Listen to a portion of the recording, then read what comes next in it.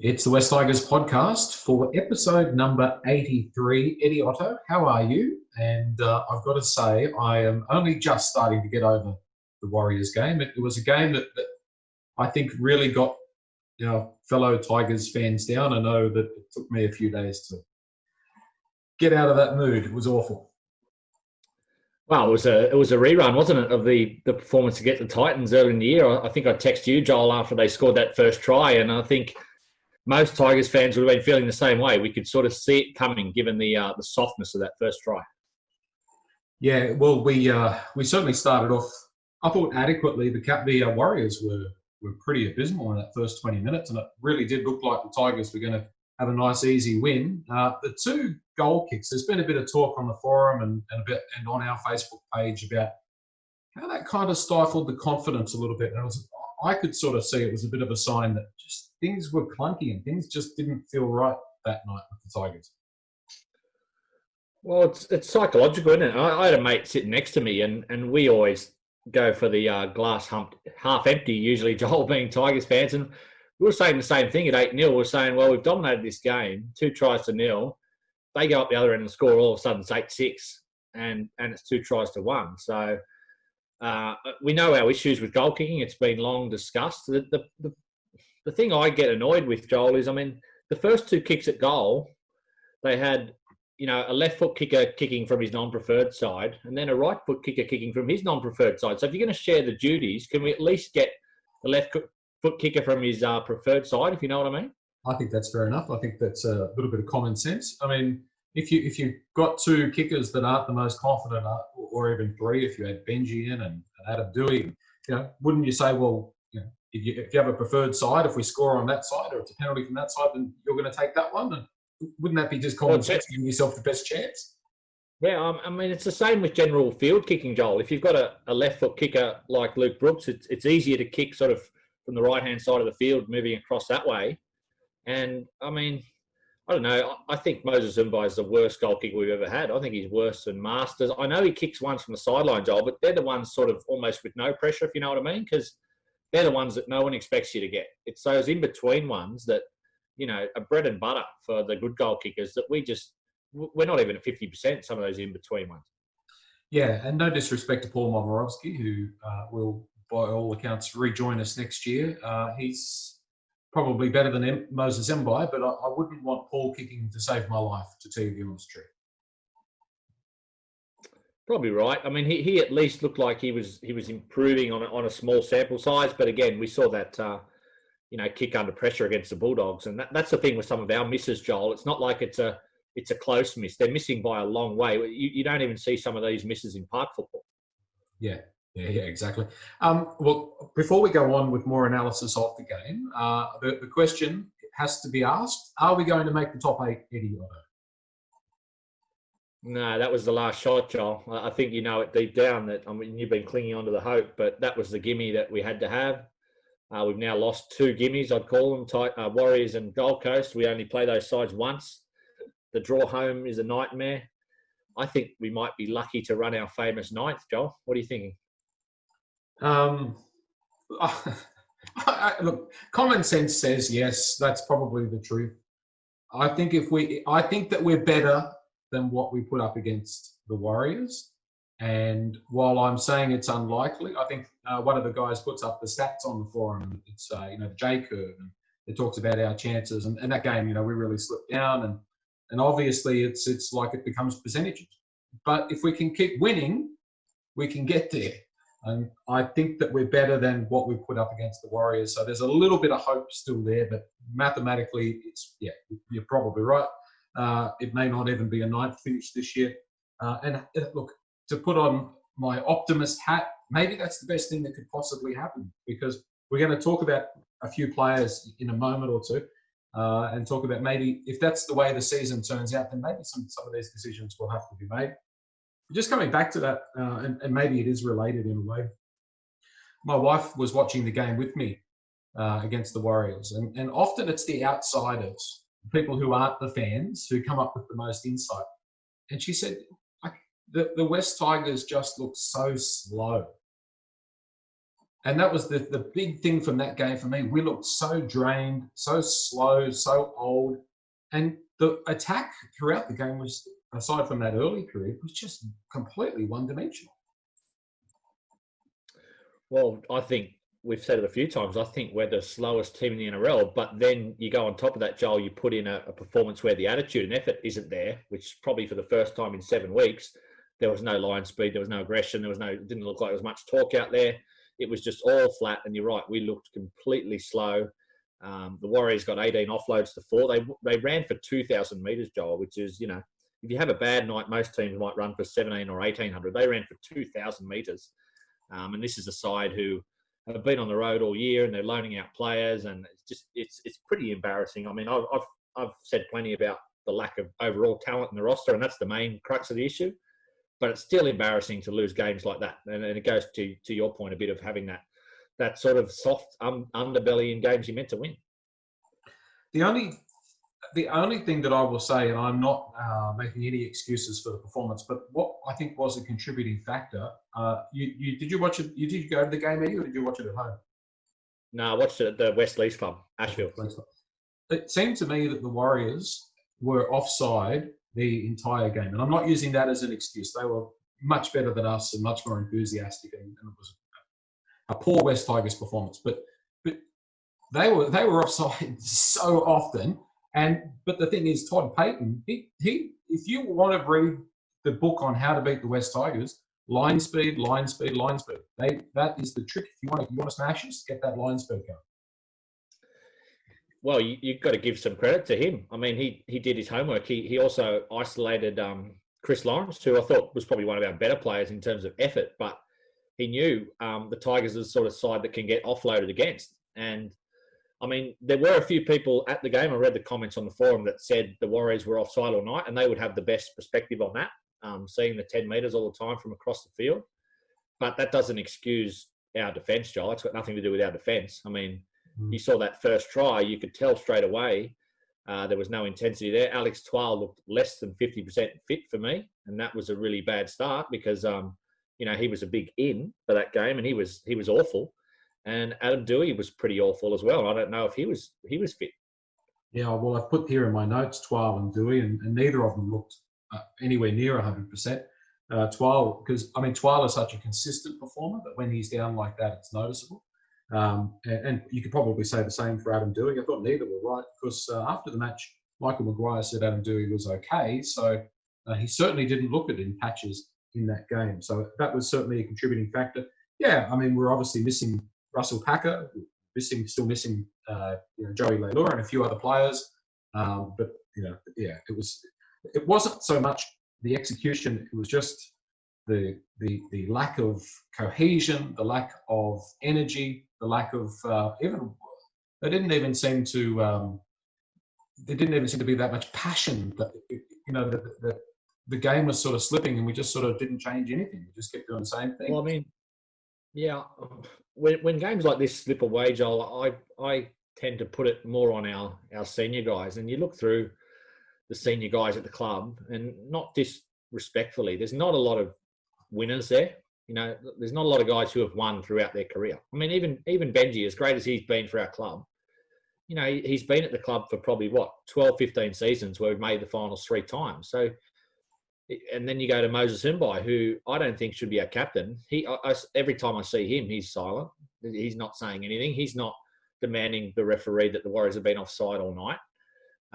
So there's that little bit of lack of leadership and winners. That's one of the problems. I don't want to get stuck and bogged down in recruitment, but when we made that panic drive in 2018, we were recruiting guys from clubs that either didn't want them, were happy to move them on, or were not winning.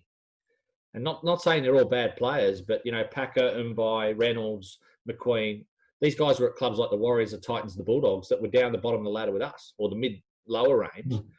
And it's just hard when you get in that situation. You need some guys who are used to winning and making the top 8 maybe to drag you over the line when you're not at your best. All right, well, we're going to talk about a few of those players. We've done a survey. It's on the West Tigers Facebook page, and that sort of leads into, we won't go through all the results because we're still taking submissions. So if you haven't had your say on that survey, we'd love it if you go there. So just look for the West Tigers podcast page on Facebook. You can follow the link off westtigerspodcast.com.au. It'll only take you about 2 minutes to fill it in, and it's also the general questions about West Tigers in 2020.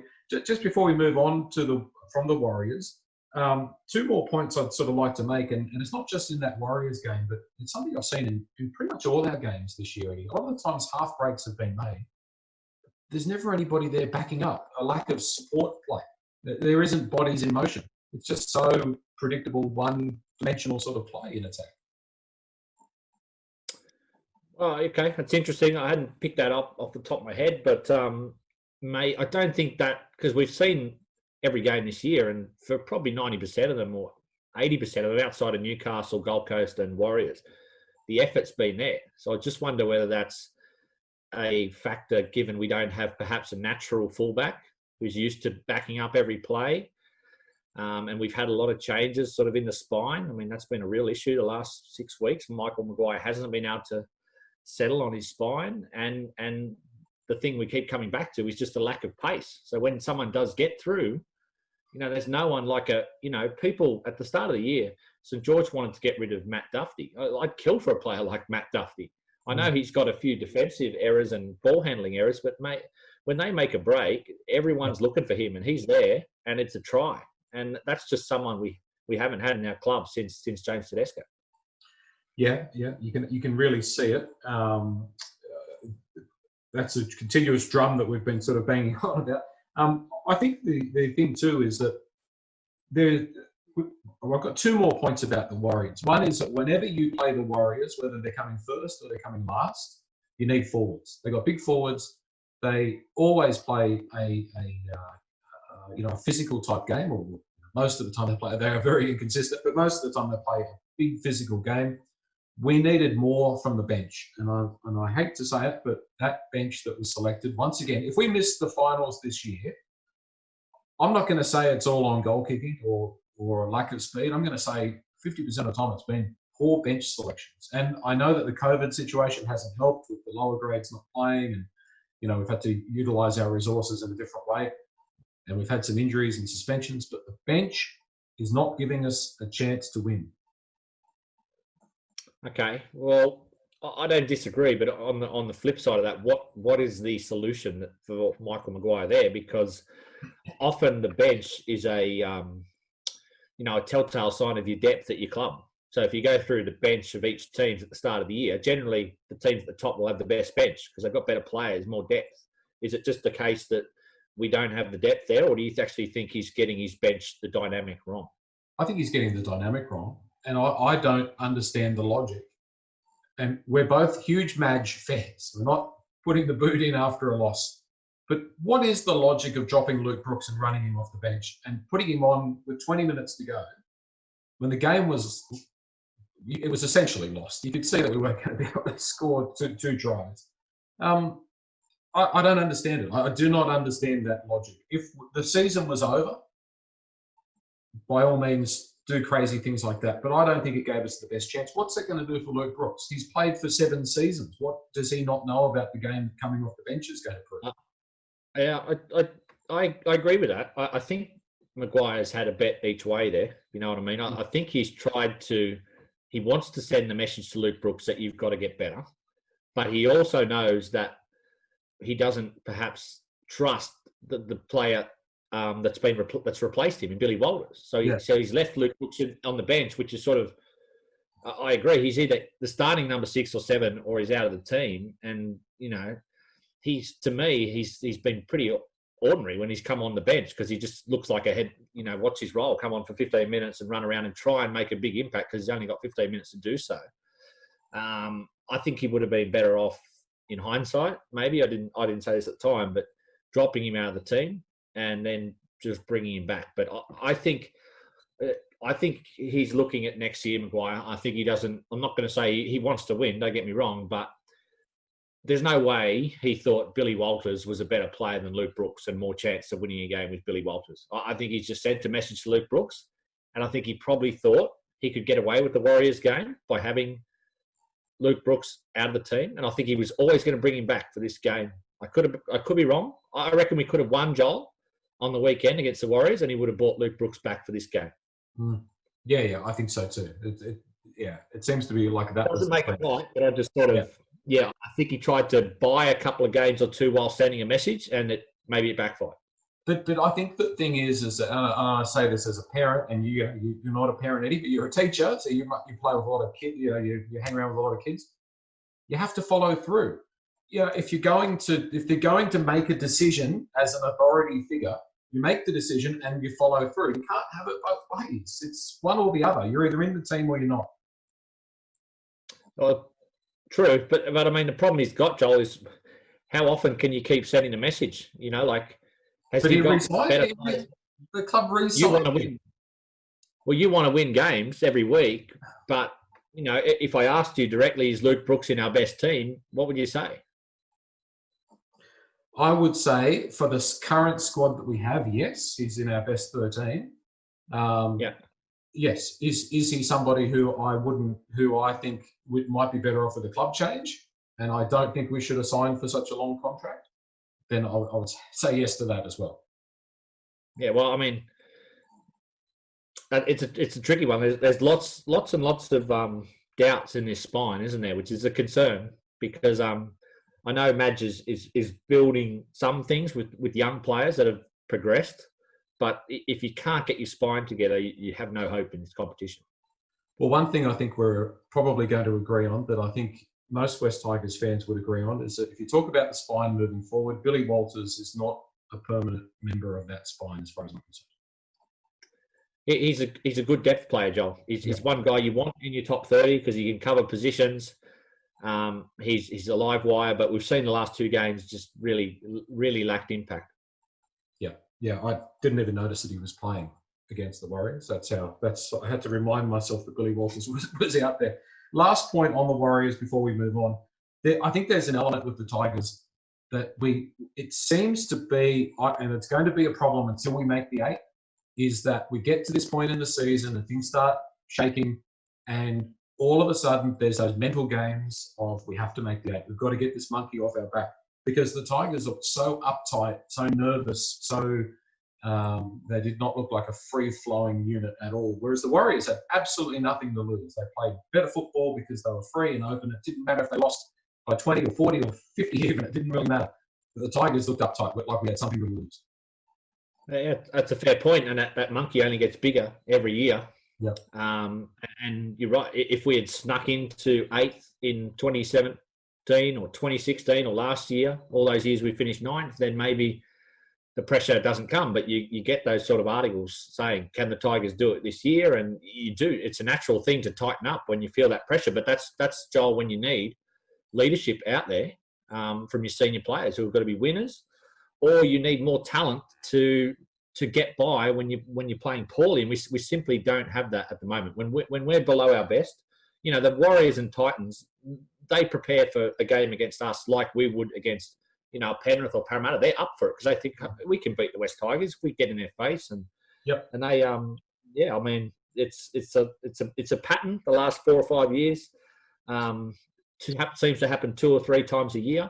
I don't want to pin it all on culture. I think that's a word that's thrown around all the time, which I think is not entirely true. I know, but it is frustrating. It's frustrating. I think culture is an element that needs to be discussed because if you listen to Michael Maguire's interview that he did on the Big Sports Breakfast, he said that he could sense it when he first came to the club. So I think there has been a culture problem, and I think sometimes certain performances can be a slight remnant of that, and it takes a little while to change your culture in organisation. But I don't think we've come out and lost to the Warriors because of culture, so I agree with you. But I think culture has traditionally been a problem with West Tigers, and that might go back to day one. Maybe, but I got frustrated at that interview. I think it was Dean Ritchie and someone else interviewing him, and every question was basically, how are you going to change the culture at West Tigers? I desperately wanted him to ask, what players can we bring in to address the problem? Because for me, it's about players. I know Tigers fans probably were pissed off at me when I said that little thing you put up on the podcast about Michael Maguire made a mistake. He should have gone to Manly. Yeah. And I wasn't saying I don't want Michael Maguire. I'm really happy he came in and he's committed. But, you know, at the end of the day, yeah, it's the good players that will make or break you as a coach. And there was a bit of, you know, Laurie Daly, I don't think he's the best analyst in the world, but there was a bit of talk this week, and Buzz Rothfield said, you know, you can kick as many chairs over as you like and talk about culture and accountability as much as you like, but if you don't have the players to deliver week to week, then you're not going to get to where you want to go. And I'm not saying he shouldn't kick chairs over, because you need to set standards and you need to make the players who are going to be here in a year or two accountable and improving. But with this squad, you can kick as many chairs over as you like. You're not going to all of a sudden be running third or fourth next year, are you? Yeah. Well, to quote my father, he would say, "You can't turn a sow's ear into a silk purse." Yeah, I've got a couple of worse ones than that, but I won't tell them. All right. Before we get on to more to that recruitment talk and talking a little bit more about what we were talking about there, the survey on the West Tigers Facebook page. One of the questions, I'll give our listeners and viewers the results so far. There's been 201 people putting their answers in. And the question was, should Moses Mbai remain captain of the West Tigers in 2021? 84.6%, so call it 85% have said no, Moses Mbai should not be the captain. I think this is an issue for the Tigers. I don't think that Moses, as you alluded to and said earlier in the podcast, I don't think Moses is the man for the job. No, he's not. And it's not, I don't want to make a huge deal of the captaincy in rugby league, because it's not like cricket. You're not making 1,000 tactical decisions on the field. It's, you know, the coach is the one who's doing the game plan, not the captain. But it's perception is reality for me. And you see him out there. He's a nice guy, quiet guy. We need someone who can get amongst it. And if you just dropped on the planet Earth this year and you looked at West Tigers games and you looked who was the captain, you'd probably think it was someone like Harry Grant, because he seems to be the most vocal out there. Mm. Yeah. You know,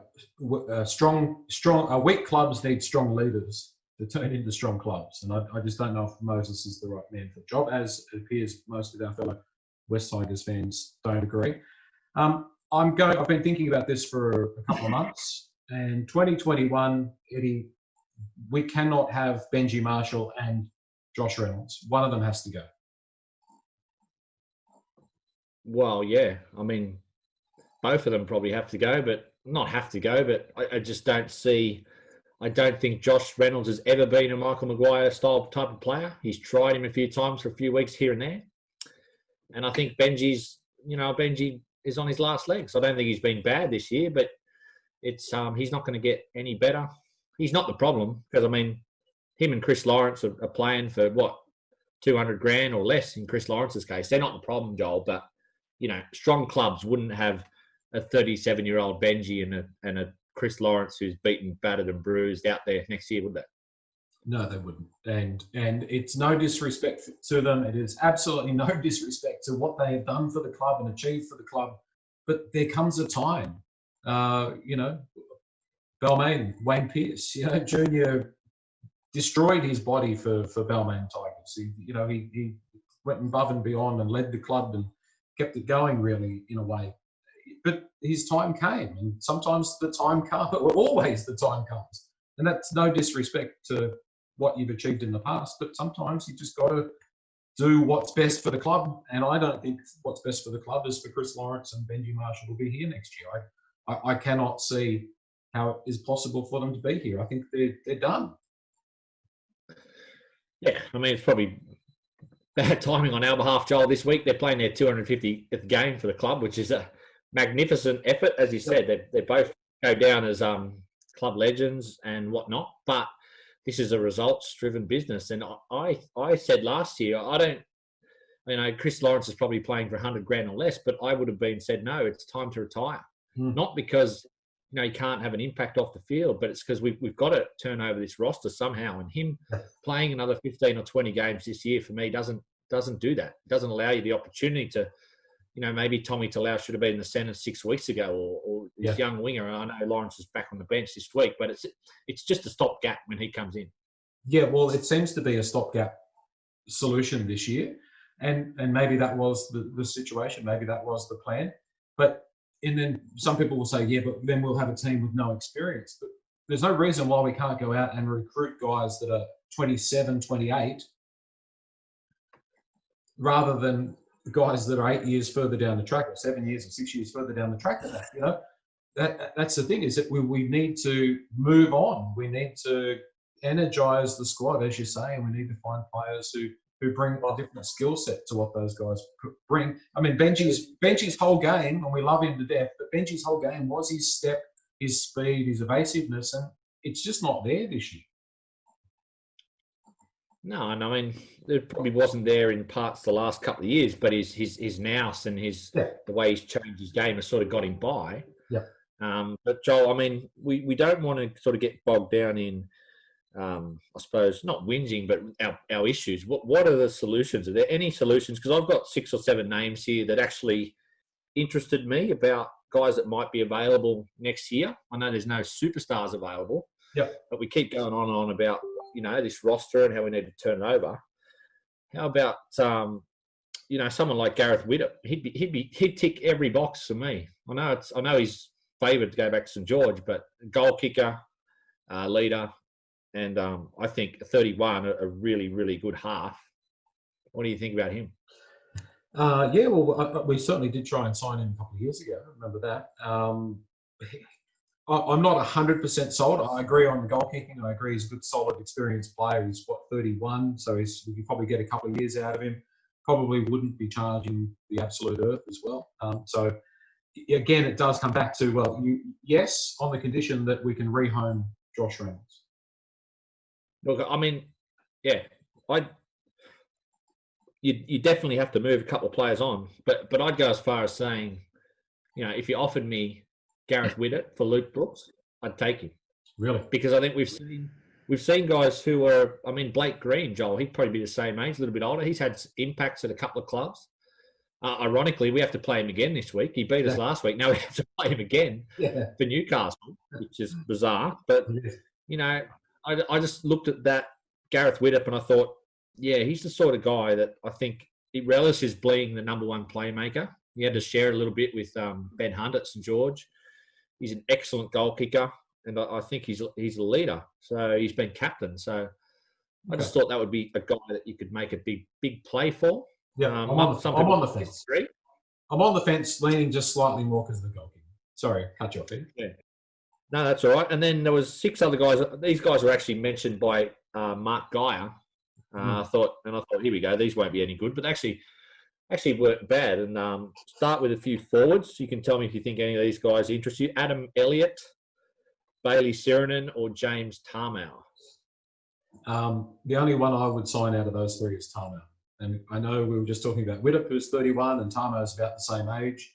But if we get 2 good years out of Tarmow, I think that, I think that he's a quality player, and he's just sort of the steadying influence that we might need. Now, Russell Packer has been, in those couple of occasions this year, the forward leader, and it's been great.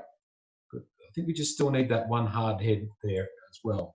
And if we could get Tarmow for the right amount of money, I think it would be a pretty shrewd move. Okay. Yeah, I don't know. I'm not that fussed on Elliott and Sirinen, although Sirinen's young and got some upside, no doubt. I'm not that worried about the back row, to be honest. I think we're pretty well covered in the back row. For the forwards next year, obviously we've got Yuta Kamano coming, but if we get one more prop, I think the forward pack's done. Yeah, I mean they were 3 names. I thought more Adam Elliott because he's a little bit younger. I think he's playing a really poor side there at Canterbury. I like his aggression. I think he's a potential leader. I know what you're saying with James Tarmow. We have a pretty young forward pack, and he could be the sort of guy to lead them around. But yeah, I'd sort of look at, Gareth Widdop and Adam Elliott as 2 guys who'd be good signings. And then there were 4 outside backs mentioned. Alex Johnson, Ewan Aitken, and then I threw in Jack Bird. And I think it's rumoured, I don't know how true it is, that this young guy, Saab, the Man Mountain young guy on the wing for Dragons, we could be in the mix for him. Yeah. Well, look, and there's a lot of different factors that go into what we were just talking about, what you're talking about there, Eddie. So going back to Tarmow and Yuta Kamano, I mean, there's every chance that we might have signed Stefano, yes, that he won't be a starting or a regular first grader next year. He's still a young player. The option of throwing him in for 25 rounds next year might not be. It might not be what eventuates. He hasn't been starting and he hasn't been making a huge influence at Parramatta, and I don't think that's just because they seem to have a pretty consistent forward pack. So things like that need to be taken into account especially when you do your props rotation for the new year. Like Peter Moore said, just when you've got enough front rowers, buy another one. So yeah. So, but in regards to those backs, I think that if you look at the scenario of the halves, if you're going to move Reynolds and you're going to move Benji Marshall on, and then you're thinking potentially of playing a Tommy Talau at 5'8" or an Adam Dewey at 5'8" potentially. I mean, there's so many things up in the air at the moment. We don't know. But if that's the thinking, then potentially that does open up a wing spot, because the young guy, Kepaoa, who makes his debut this week, I think he's got sights maybe set on the fullback spot. There's Josh Adokar in the mix as well. Everybody seems certain that he's going to South, but I'm not 100% certain about that. So there could be a wing spot for an Alex Johnson or a Josh Adokar. A goal-kicking winger would be a pretty nice addition. Yeah, well, I don't think off the top of my head they kick goals. Alex Johnson or Josh Adokar. I'm looking through. Ewan Aiken doesn't kick goals, but yeah, I watched Alex Johnson, who I thought's gone off the boil the last couple of years. I think he's got his pace back. He looked really, really fast in that game against St George. I know a couple of intercept tries, but he went the distance in third gear.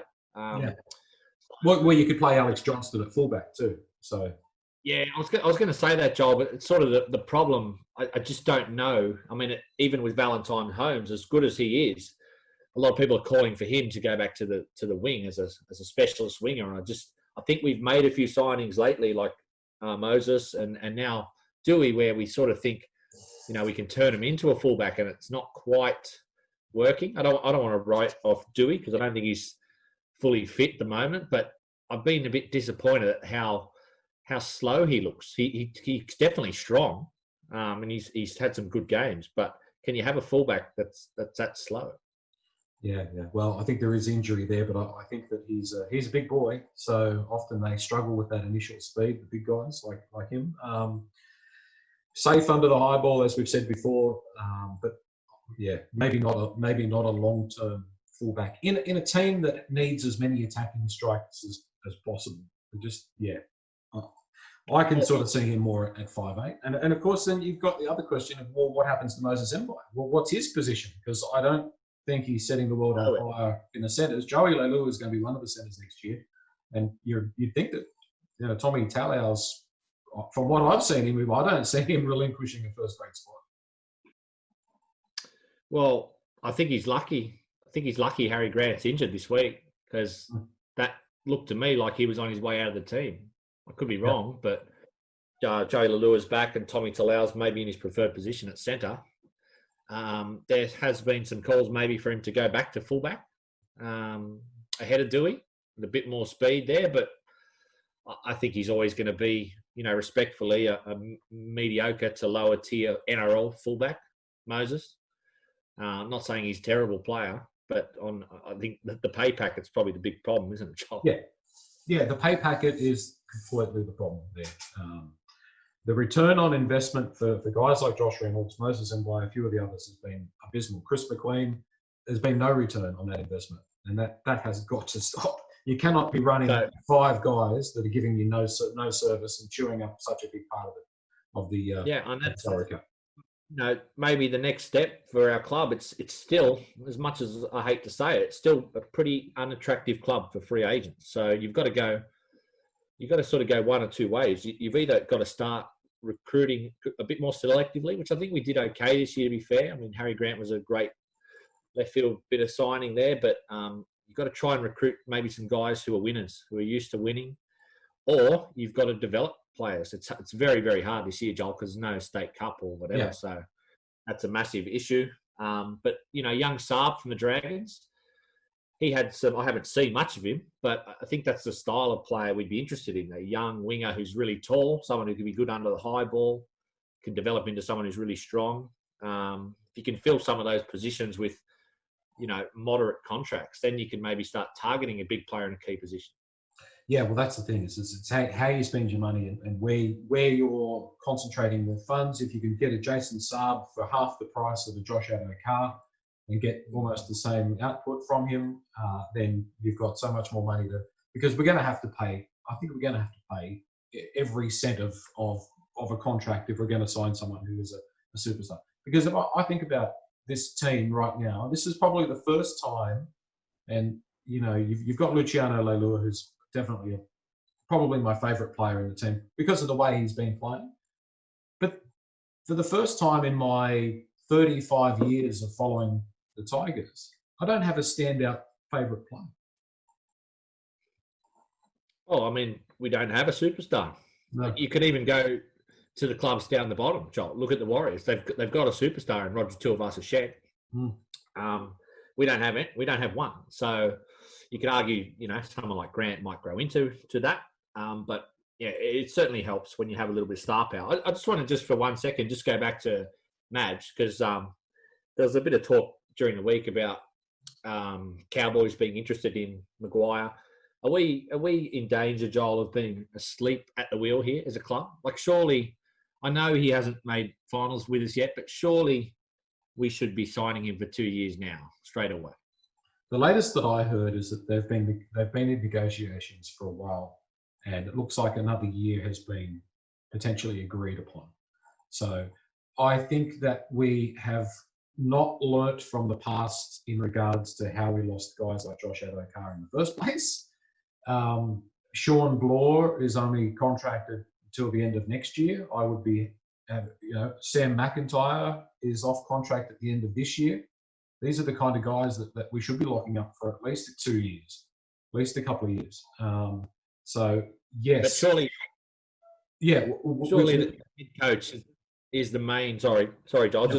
Surely, there's clubs around there with plenty of probably deeper pockets than us who are going to want a head coach in a year or two or next year. And I'm talking about Broncos, Cowboys, Warriors, Dragons. All these clubs they've either moved their coach on or looking for a new coach. Yes. And Michael Maguire, he doesn't owe us anything outside of his contract. If he wanted to sign with a new team from 2022, he'd be able to do that. And you couldn't compare that to Ivan Cleary. I'm not suggesting this to happen for a second. Yeah. But I'm just saying he's a man who's going to honour his contract. Yeah. But I think we need to be ahead of the game here and think, there's clubs that might be interested in Michael Maguire. You look at some of the names being tossed around, no disrespect, but, Jeff Tuvey, Todd Payton, or guys who've been out of work or whatever. I just think we got to settle this now. Yeah, well, the thing is that we have to, and not just for the sake of, I think that Michael Maguire is a man of integrity, and I think he's started the process, and I think he'll see the process through. I don't have any concerns because we're lucky because we've got a man like him who I can't see him doing the dirty on us. I think he'd be the right thing by the club. But I think we need to send as much stability and signs of security and consistency to the outside world as possible. And locking Michael Maguire down for another couple of years, I don't think would be a bad thing. And I think that any business or any organisation, when you put a plan in place, it doesn't happen overnight. You do have to give the person a few years to see it through. And Absolutely. I think we could all agree that we have seen improvements. And sometimes it's been 2 steps forward, 1 step back. But we are moving. And look at there's a few clubs. Parramatta. I mean, it took a while for Brad Arthur to get the roster he wanted at Parramatta. Canberra, probably took Ricky Stewart 4 or 5 years to get the roster he wanted. And I don't want to build any excuses for Match because I'm sure he wouldn't be making them himself. But when he comes out and says, I have full belief in this roster, I'm sure deep down he doesn't have the squad he wants. And I know he's going to say that and he's going to have pumped belief into these guys. But even next year, Joel, he's probably going to have maybe 50, 60% of the roster he wants. It'll only be in 22 when we get all those guys off contract and all the money freed up, where you can potentially say, right, there is absolutely no excuse for Michael Maguire this year. He has all the players he wants. He's been able to spend money. I'm just worried we had maybe, Joel, the right coach at the wrong time, if you know what I mean.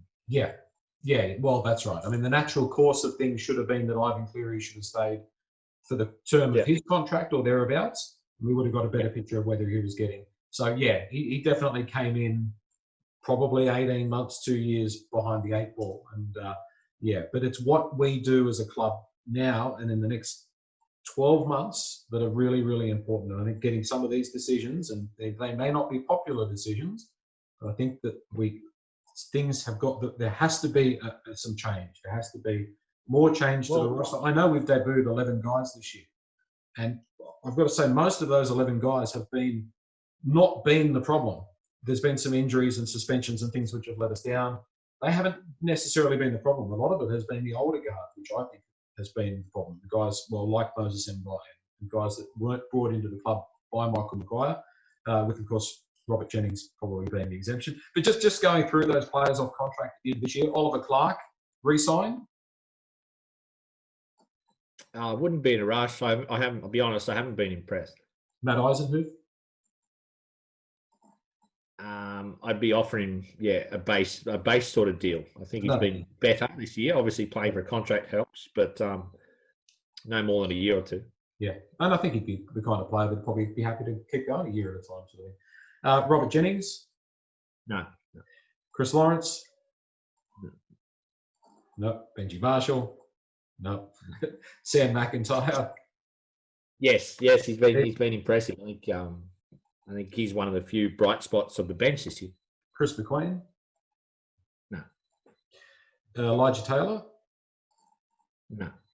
And Dylan Smith, who we haven't seen in first grade. But if you did look at those players, and potentially there's been rumours of Michael Cheekham going over to the Bulldogs, if you maybe found a home for Josh Reynolds, that's 1, 2, 3, 4, 5, 6, 7, 8, 9 spots, which is a lot of cattle. But I think that's what has to happen, I think.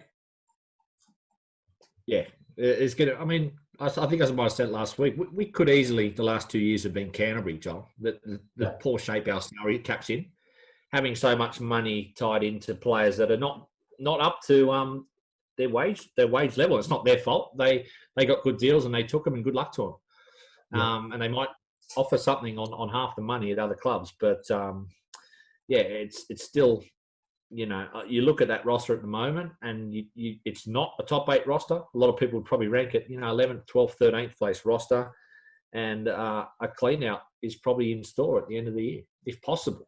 If possible. Yeah, you've got to replace them. That's the thing. And with the junior competition, the reserve grade and the Toyota Cup not being able to run, it's made it more difficult for a club like West Tigers.